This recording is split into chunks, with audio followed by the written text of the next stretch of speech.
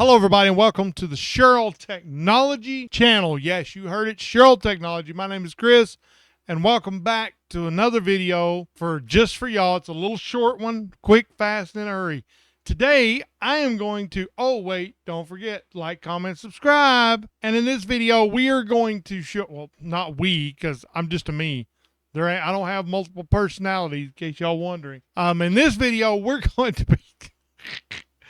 I'm going to show y'all how to create a folder on the desktop so that you know how to do it. Okay, let's just get right into it. Let's go.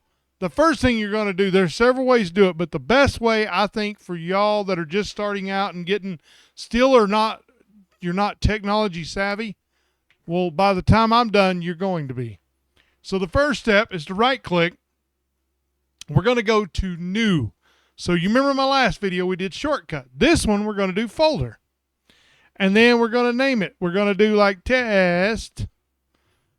Hit enter. Folder created. That's it. It's that simple. Like, comment, subscribe. Thank y'all for watching. May the Lord bless each and every one of you. Until next time, peace.